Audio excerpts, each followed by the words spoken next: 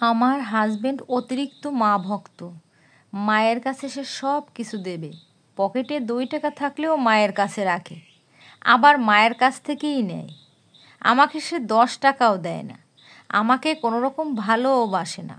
সে আমার থেকে বয়সে 15 থেকে 20 বছরের বড়, তবু সে আমাকে একটুও বোঝে না। সব সময় সব কিছুতে তার মাকে খোঁজে। এমনকি তার মাও ছেলের দুর্বলতার সুযোগে আমাকে বাসার কাজের বেটি বানিয়ে রেখেছে। তার মা বলে তিনি শোনে আমাকে কোনো প্রাধান্য দেয় না, মায়ের কথারই সবসময় প্রাধান্য দেয়। তাদের ফ্যামিলির কোনো কিছুই আমি জানি না। ব্যাংকের অ্যাকাউন্টও তার মায়ের নামে সবগুলো। মায়ের কথায় একটা কাপড় চোপড় পর্যন্ত দেওয়ার প্রয়োজন বোধ মনে করে না। ঈদের মতো একটা দিনেও আমাকে একটা নতুন কাপড় কিনে দেয়নি সে, এবং তা নিয়ে তাদের মনে কোনো রকম খারাপ লাগা পর্যন্ত নেই।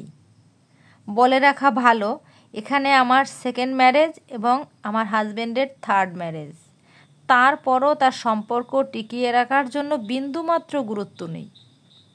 সে আমার আর আমার সন্তানের বেলায় ভীষণ উদাসীন। আমি বাবার বাড়ি আসলে একটা খোঁজও নেয় না, এমনকি নিজের সন্তানের খোঁজটুকু পর্যন্ত নেয় না।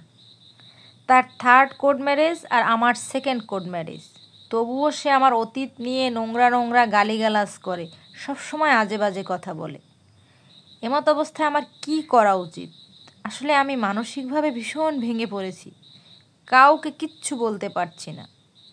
সমাজ আমাদের মতো মেয়েদেরকে মেরে ফেলার নানা পায়তারা করে, কারণ আমাদেরকে অতীত স্মরণ করিয়ে দেয়। আমার সাথে থেকে সে মনে হয় একটুও হ্যাপি না। এমনকি সে তার মায়ের সাথেই ঘুমায়, সারাক্ষণ মোবাইল নিয়ে ব্যস্ত থাকে, অন্য মেয়েদের সাথে চ্যাটিং করে।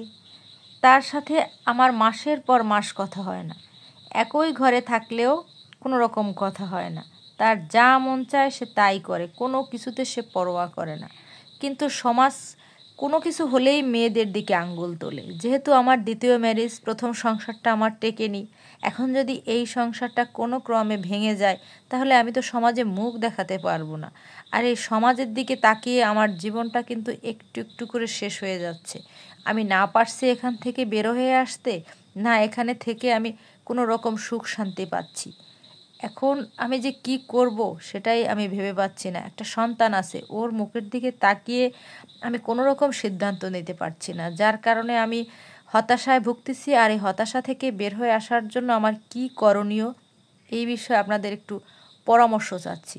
যারা ভালো মনে করেন আমাকে একটু পরামর্শ দিয়ে হেল্প করবেন প্লিজ। সবার পরামর্শ আমার অনেক বেশি দরকার, কারণ আমি অনেক বেশি দিশেহারা এবং হতাশাগ্রস্ত।